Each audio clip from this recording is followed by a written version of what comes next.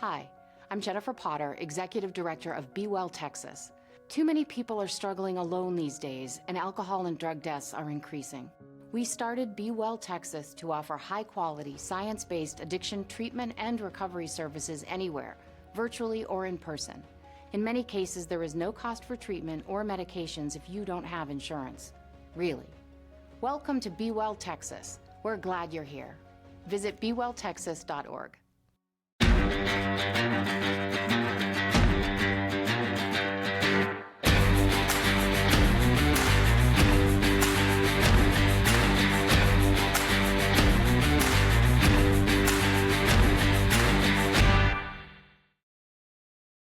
Hey folks, this is episode 257 of the Alamo Audible Podcast, brought to you by the Dave Campbell's Texas Football Republic of Football Podcast Network. This is your host, Jared Kalmus, joined as always by my co-host, Adrian Bermudez. We're here to preview UTSA's Week 7 against the Rice Owls, the second of 4 Owl opponents that the Roadrunners will face this year in their race for Owl supremacy, because that's all we've got left to root for right now. Not in a bowl game, I guess. Adrian, what's going on, man? How are you? Wow, that was a fantastic intro, sir. Yes, indeed. Look, it's unbelievable to think that it is week 7, but UTSA, after the bye week, now enters their 6th game of the year, and so does Rice. They had the same bye week, and a lot of parallels, I think, between the two programs. Right now, you could even call it, look, both teams are very bad at football so far in 2024. In fact, there's 7 teams in the American Athletic Conference that are under 500 at this current juncture. 7, and 2 of them are Rice and UTSA, of course. So you've got 2-win UTSA versus 1-win Rice. It's the Battle of the Birds is like the Battle of the Suck right now, and it's not looking too hot either way. But I tell you what, the Alamo Audible boys will be at Rice Stadium at 6 p.m. in Houston, Texas. You better believe, rooting on our Roadrunners right there like we are every single time UTSA comes to Houston. And I hope that there is a large traveling contingency to this ball game, Jared, to orange out Rice Stadium as we usually do, no matter what the weather is. Tailgate lots open at 2 p.m., so let's get there early. Gonna need some liquid courage to make it through the gates for this one. For sure. I don't think the weather will be too bad. It's cooling down a little bit. Coach Jeff Traylor has said on UTSA's confidence that we need to play well in all 3 phases of the game to have some confidence. We just don't have the confidence right now. Something we talked about on this podcast, Jared. This team doesn't feel confident because they haven't played well. They need UTSA fans present in H-Town delivering some of that good rah, rowdy cheer to give them the confidence that they need to play well in all 3 phases of the game and get a little bit of steam going. Because you know who another underneath 500 AAC team is, Jared? Our next Owl opponent next week, FAU. And then another under 500 AAC team in Tulsa. So you've got 1, 2, 3 games here where UTSA can generate some steam and, dare I say, change the destiny of their 2024 season and put this thing together, start rattling off some wins. Can we turn around, going into Memphis with the 5-3 football record after rattling off 3 in a row? You got Memphis at home sitting at 5-3, feeling pretty good about yourself, finally putting it together, finally playing winning football. Yeah, it makes that week a lot more interesting, I think. So let's do it. Let's go. I'm bullish, Jared. I'm still bullish in the triangle. I like it. Yeah.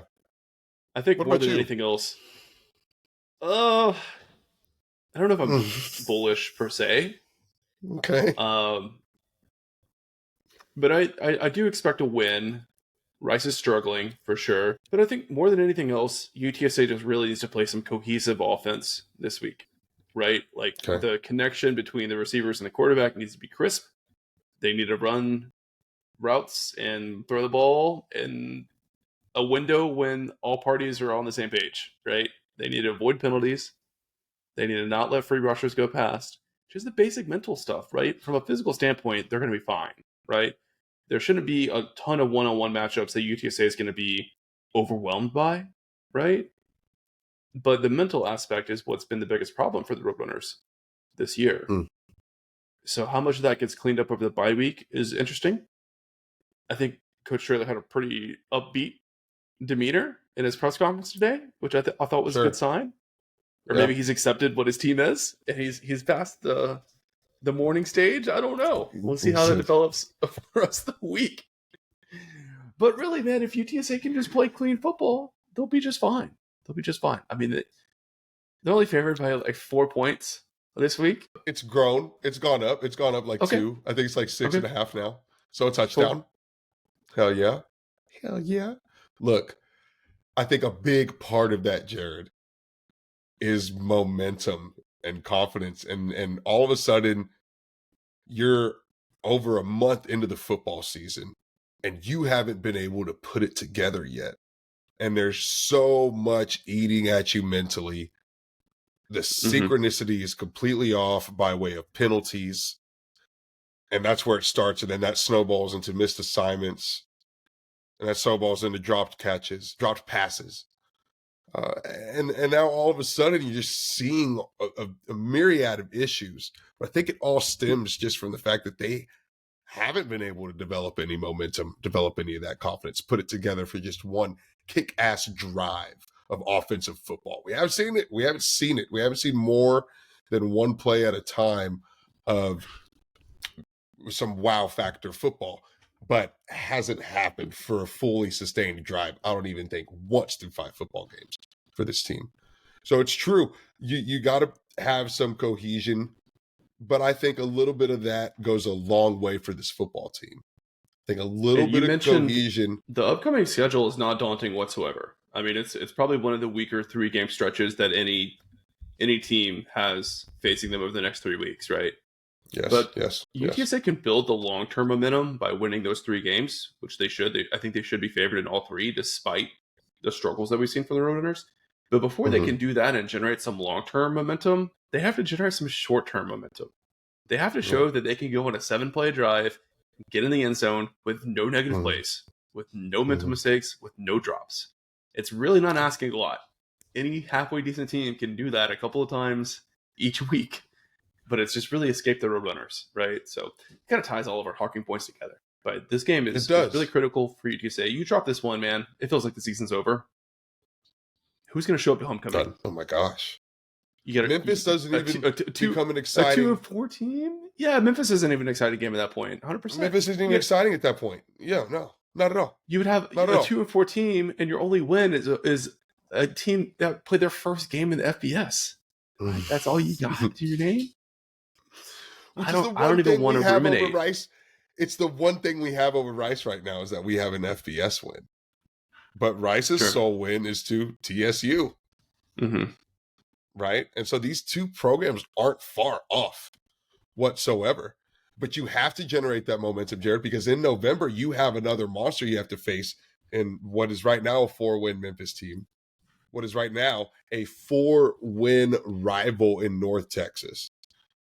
What is now a 5-0 Army Service Academy team in West Point, by the way.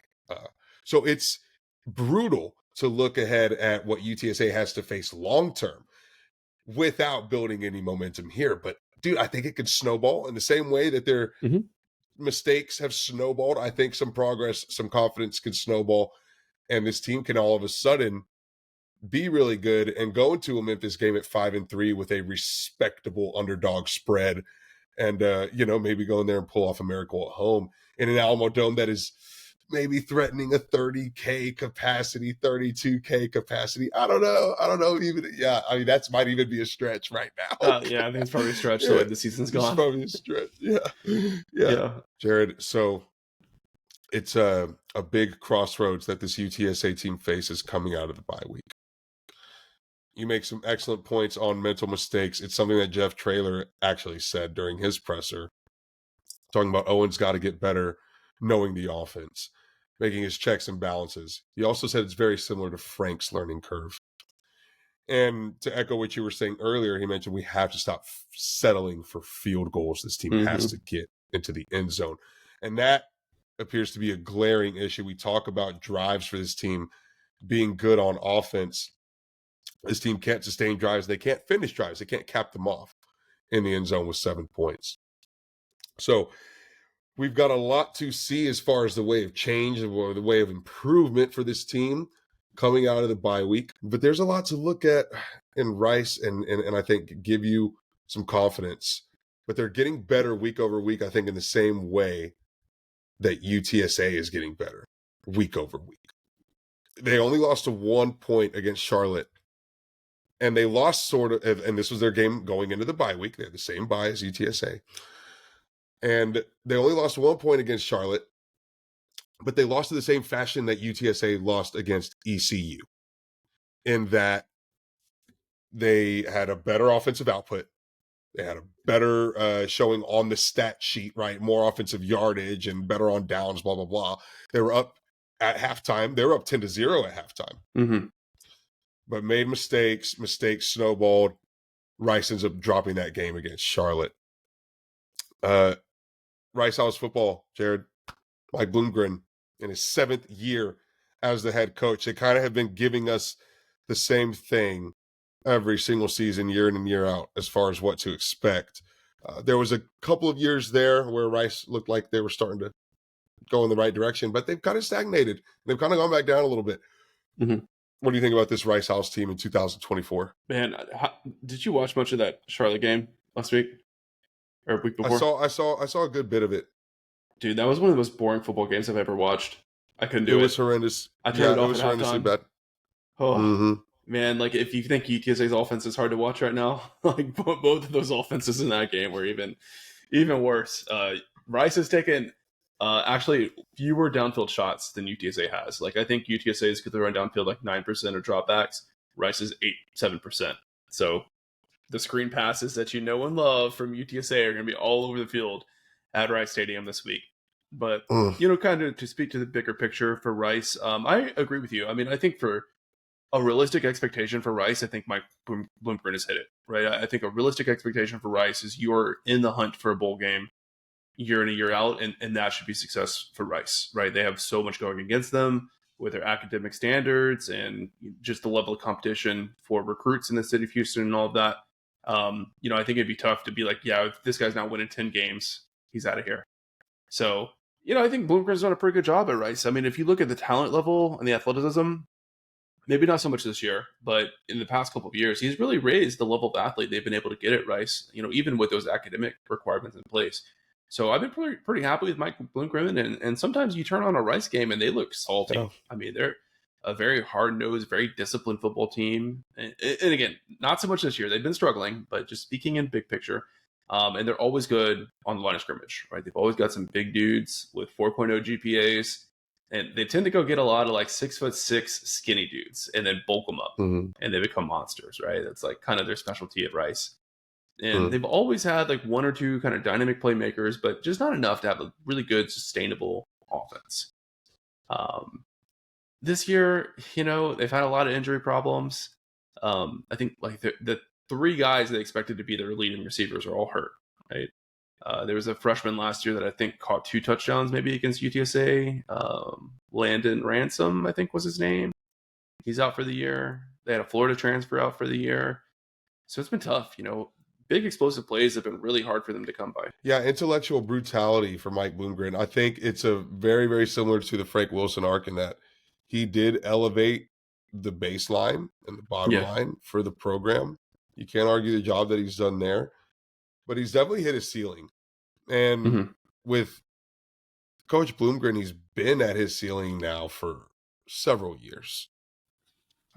But Rice just hasn't shown the urgency to make a move there.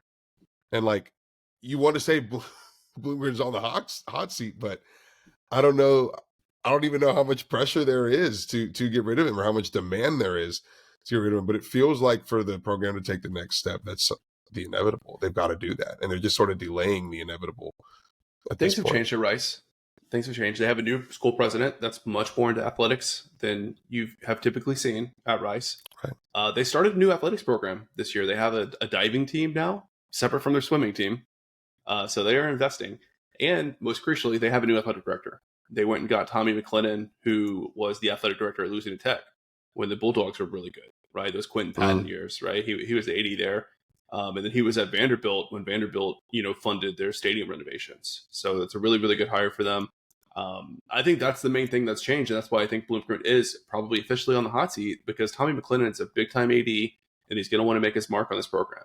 And I know that he's got a big network of coaches that he's worked with that he's probably going to look to tap into and bring someone new into Rice. So it obviously these kids are Rice students are not stupid. And that's one of the things that concerns me the most about this game is, like, everyone's frustrated with UTSA's performance. They know that they can and should do better, but Rice is really backed into a corner. And those kids are not dumb. They know that their coach has to go win some games to keep his job, right? His contract situation is not good. They can easily, buy him out this season. So I'm pretty sure those kids love Mike Bloomgren, right?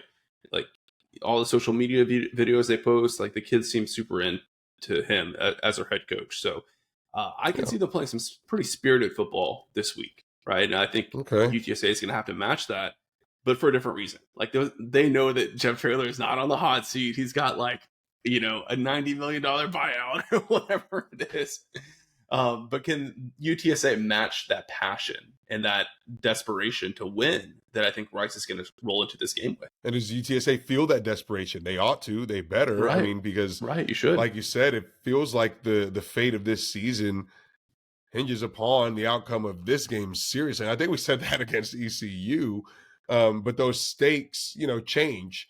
And there's still, I think, as far as what the program would consider for itself a successful season, I think is much better than just 500 in bowl eligibility, especially under Jeff Traylor. And so they're going to consider 6-6 not really it, if that's the position that they're in by the time we get to the end of the season. And this game could determine that or not. Jared, so to get into Rice, let's talk about it. So 1-4 on the year for the Rice Owls. No FBS wins. No FBS wins. Sole win against Texas Southern University. Yeah. And you got a loss to Charlotte. You got a loss to Sam Houston State.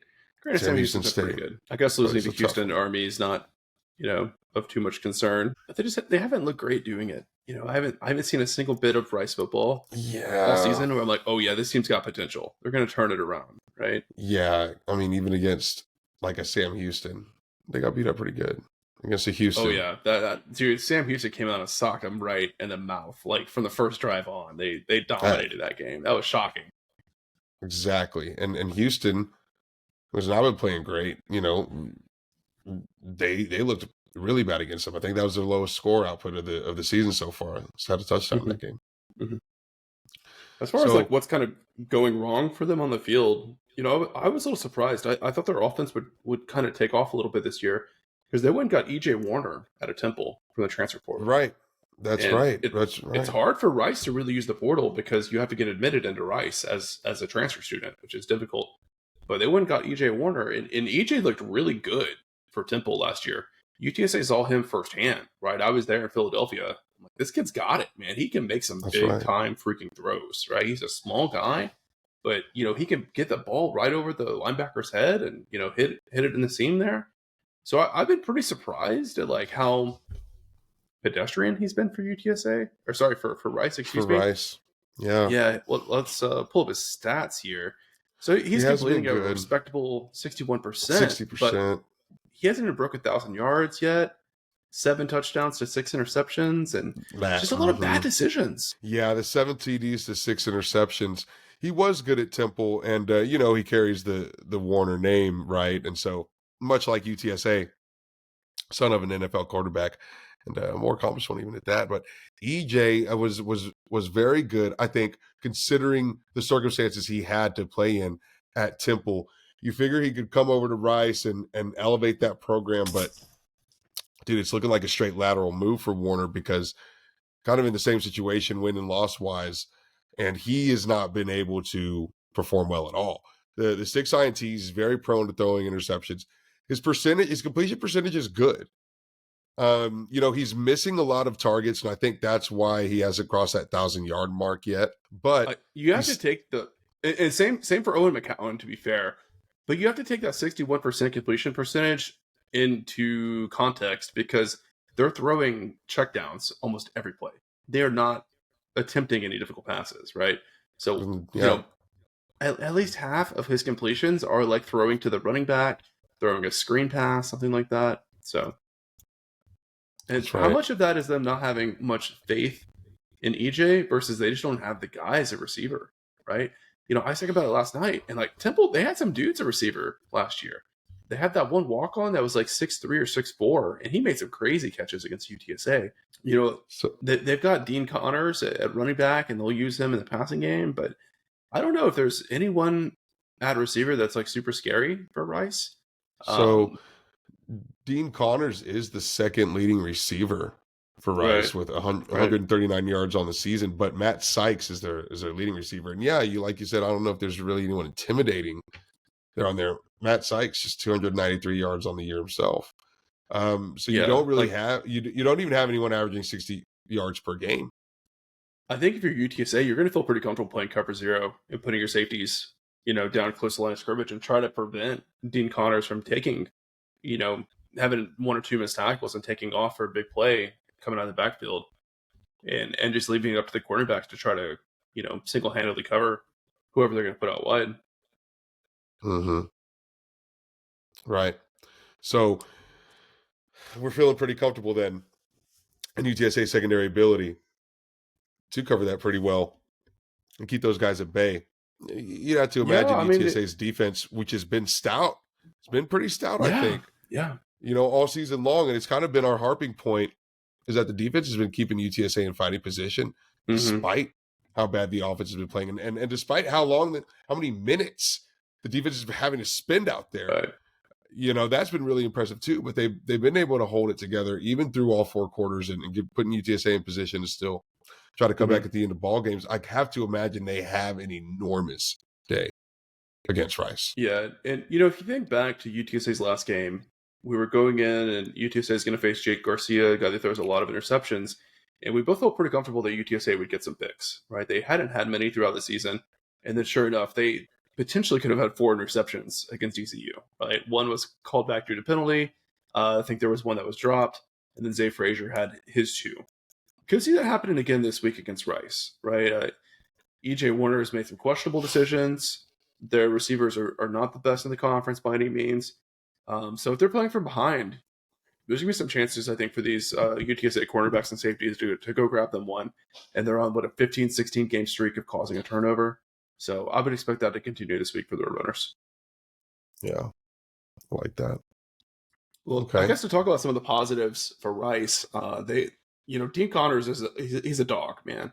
The guy's an absolute stud. He is just so fun to watch him play football. He's like that ultimate, Christian McCaffrey kind of player. And, obviously with Luke having been there, he has a relationship with Christian. They watch film together, evidently, and they're close. His playing style is like that, right? Swiss Army knife, move him around the field, try to get him the ball in space however you can. And he's just explosive. He's got great hands. He's got great vision. But they've got another running back too, Adrian. They got this true freshman, Taji Atkins. He might be special. Oh, yeah. He's got some really good burst to him. Had a massive senior year of high school.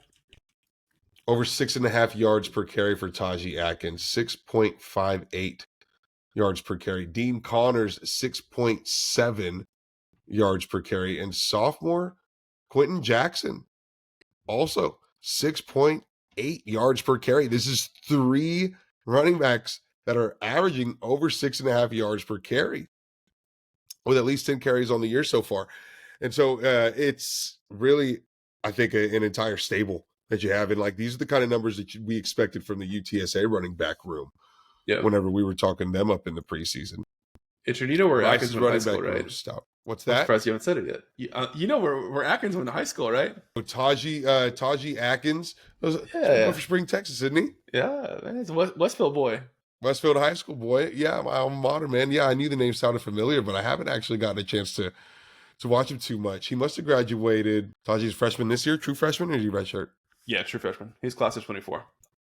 Class of 24, Westfield. Wow, my guy, man. So that would have been the last class of Coach Meek then? Wow. Pretty legendary. Yeah. Wow. I just pulled up his recruiting profile. He was a pretty decently high level recruit. I mean, he had picked up offers from Boise, from Colorado State, North Texas. So this was a pretty good recruiting win for Rice right here. Westfield Mustangs, man, we churn out smart kids, okay?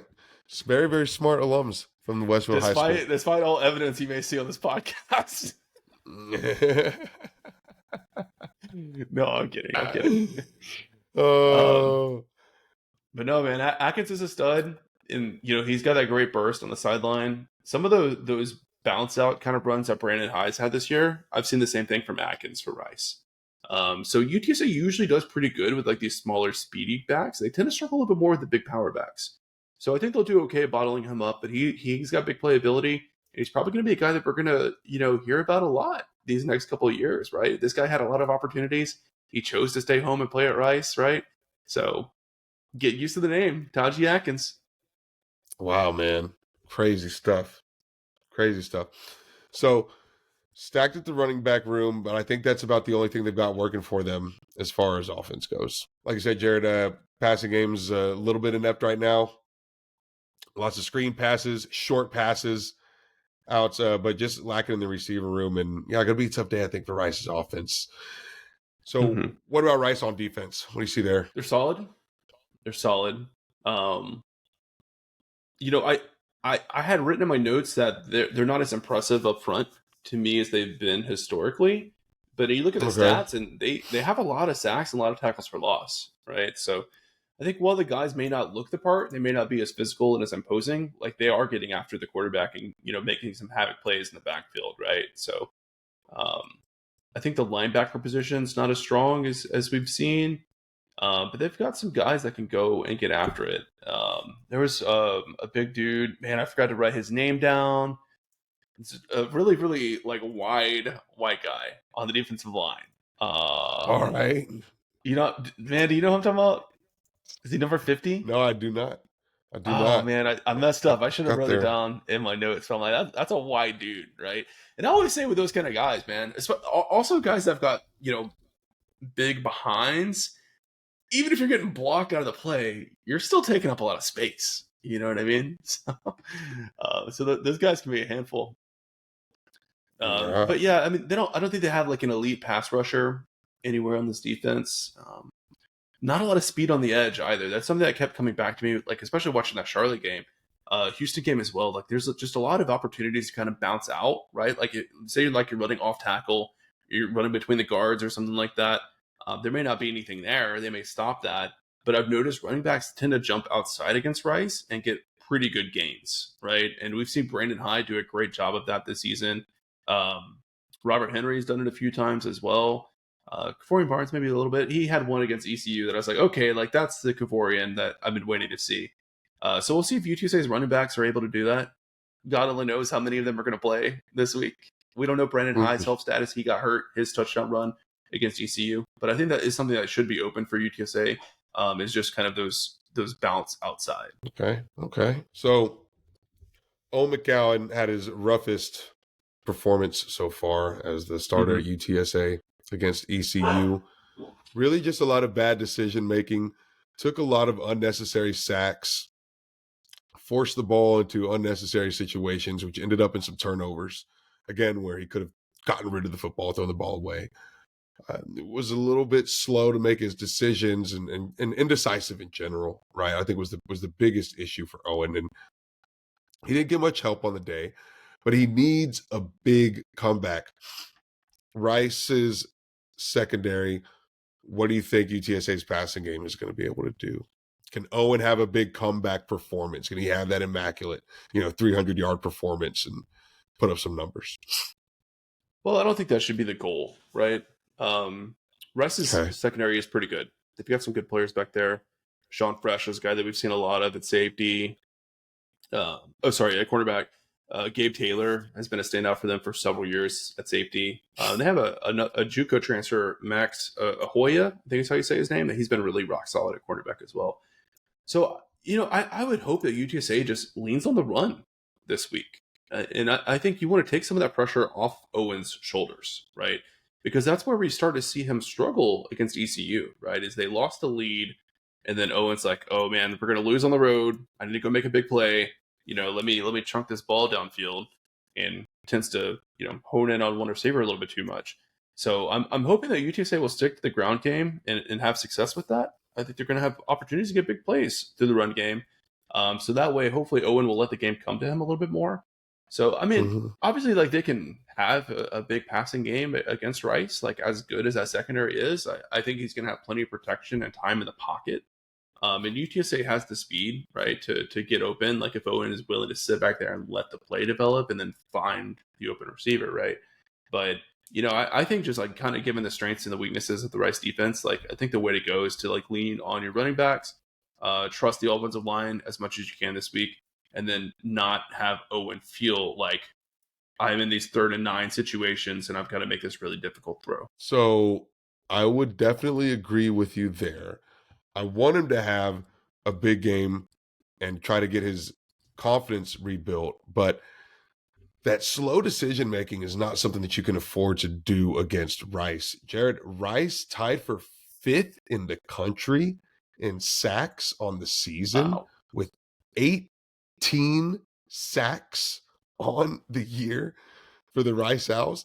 It is unbelievably salty stuff, but leading the way is Josh Piercy, linebacker Josh Piercy, Michael Larby, both with 3.5 sacks each. Yeah, it is crazy. Like, it doesn't feel that way when you watch them play, I don't think. There's 4 guys each on the team with 1.5 sacks. Yeah, so the pressure's coming from all over.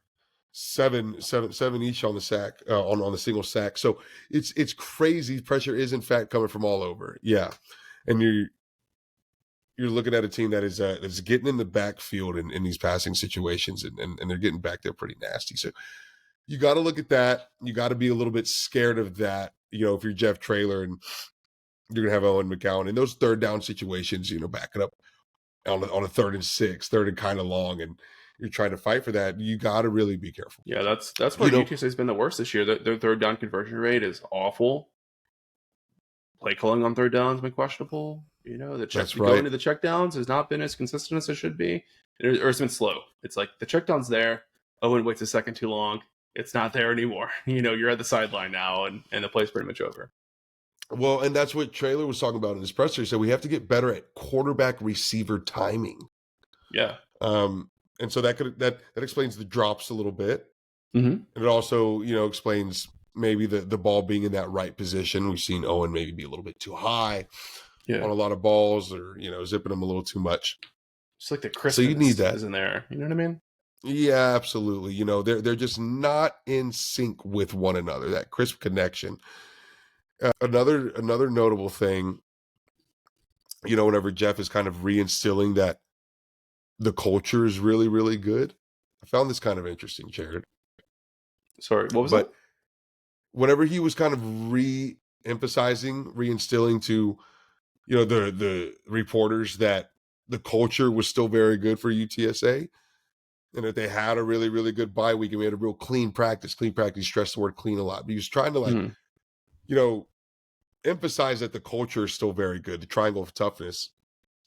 And he said, they had players only meeting a lot of last week. That's right. And he said there's a lot of energy and passion. He said energy and passion can cause a lot of mistakes. And so I don't know if you lean on that as a crutch, or when you said that, I imagined in my head Adrian Taylor like making a big play and then doing something to get a penalty after it, yelling at UT's head coach, and yelling at Steve Sarkisian. Yeah, I mean, yeah, energy and passion can lead to a lot of mistakes, but gosh, it's like we have to be so much tighter than that to have that leading to that to be what is leading to our mistakes. That's like a pitiful little kid excuse. We've got to be tighter than that. I think there's too much experience on this team to be dealing with energy and passion causing mistakes. Too young. That's more of a team that doesn't have that culture at all. So we got to get that locked up, Jared. After the bye week, I am confident that we're going to be a little bit better. Rice has things that can make it scary. Mhm. Rice definitely has things that can make it scary. And UTSA only favored by 1 touchdown. So I do not see that being very far off at the end of the they're day. just off the top of my head, their combined point differential the past 2 games against Rice has been like 90 points or something. Yeah. And I to think only we be won by favored 20 last year. by 6 or whatever this week is nuts. 22 points per game for UTSA. Rice is actually scoring 25 points per game. So UTSA, we're giving up, on the other hand, 31, almost 32 points on defense. But again, as we said earlier, that's not the defense playing bad throughout the game. Those are games that got out of hand that are really messing up their average because of Texas and Texas State. Yeah, short fields too, Yeah, absolutely. Absolutely. Not being put in the best position Right. to win games. I think that this is going to be tight. It's going to be back and forth. It's going to come down to who makes the least amount of mistakes, right? Who wins turnovers, who wins penalties is probably going to win this game. It's going to be very basic. No one's going to do anything great. Can UTSA, like you said, what was the word, Jared? Cohesive? Can UTSA play cohesive offensive football, move it downfield, finish their plays, and minimize all the mistakes that they're making from mental lapses, penalties, drop catches, missed assignments? Can we minimize those sort of things? Yeah, I agree with all that. I think also, who stalls out in the money zone or the green zone more often. Like that's from 40 yards out from the end zone in, right? I think both of these teams have struggled to punch it into the end zone, right? So like how many times are you going to settle for a field goal and then the other team might get a touchdown, or you don't quite get in field goal range, you miss your field goal, whatever it is. I think that's going to be key too. Whenever you pass the 50-yard mark, like who's getting more points out of that trip, right? I think that's what ultimately is going to decide who wins and loses this game. Have to. Well, and what is that? You cross midfield, you have a little bit of momentum, and then you use that. You keep connecting plays, you keep moving chains, right? String it. And so can we manage that down and distance? And I think another big indicator is like, how often are you getting into third down situations? I'd love to see like our third down total versus other teams' third down totals, because it feels like we are always in third down situations. Yeah, third down, how often have we gotten a manageable. first down on first down or second down? Right? Exactly so rare. that. Yeah, exactly that. It feels extremely rare, man. It feels extremely rare. We're extremely low on the list in third down conversions, barely converting over a third of our third downs into the hundreds of the country. And so that has to improve. We have to move the chains better, manage that down and distance better. Yeah, Jared, especially whenever we cross midfield and get ourselves into scoring position. So just a ton of things that you just want to see UTSA put together more so than come out there and look like this great team.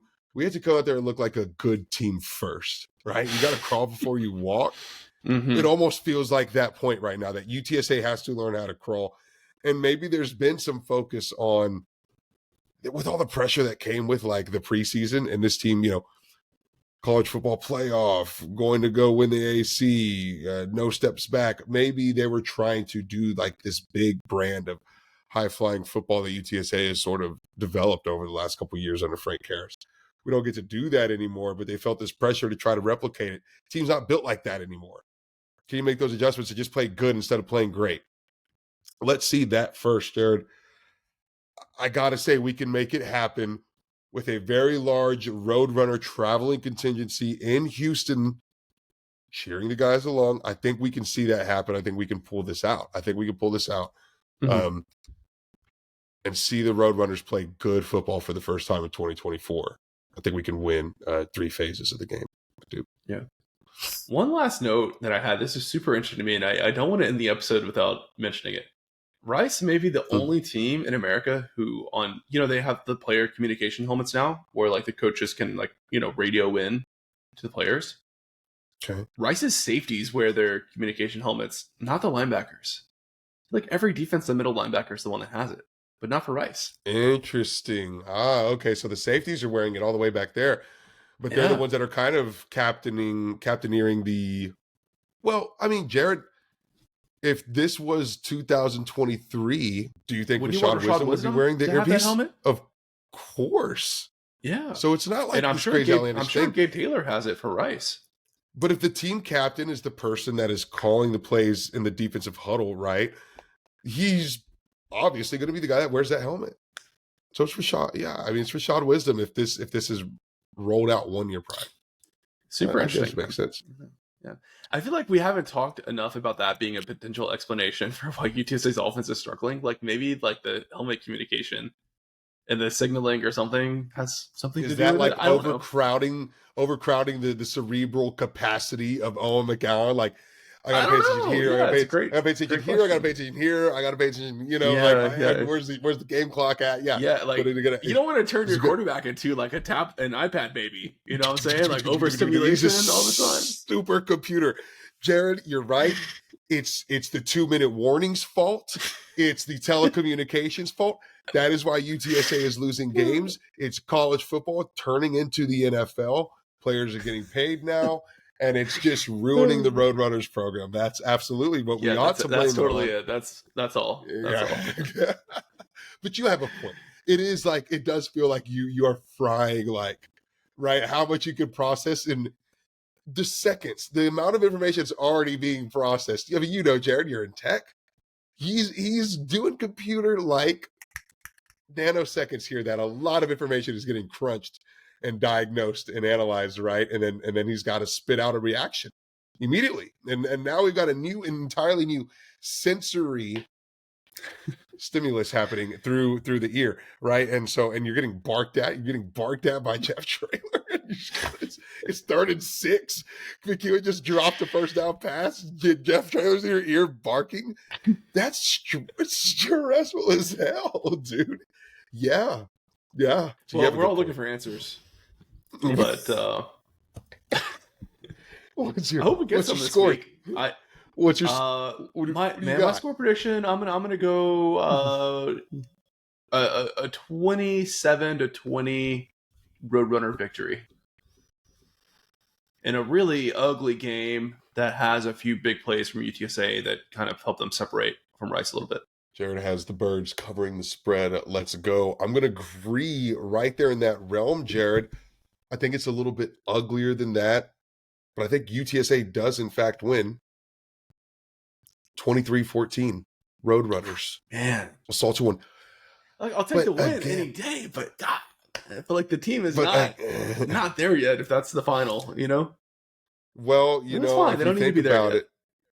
If you think about it, you know, if I see a couple of sustained drives, I see some salty defense. Yeah, I think that's the best we can ask for. But I do think that this goes a bit more back and forth because Rice coming out of the same bye week scenario. I mean, dude, these teams are absolute parallels of each other. It's crazy to think that they're going to come out and have this 35-38 finish against one another. Like Rice is who they are. UTSA is who they are. They're both bad offensive teams. Pretty okay on defense. Haven't been able to win anything of merit. Yeah, man. These are two teams that are not going to give you a very exciting football game in terms of a ton of output and points. You might get your old-fashioned excitement, defensive stops and running first downs. Hell yeah, baby. And you can sign the Alamo Audible sickos up for that. The Dome heads up for that all day. Right. We will be in Rice, 6 p.m. kickoff. It's a night game in H-Town. The atmosphere, I think, is going to be electric. A little sauced up after a day in Rice Village and the Rice Stadium parking lots. Yeah, dude.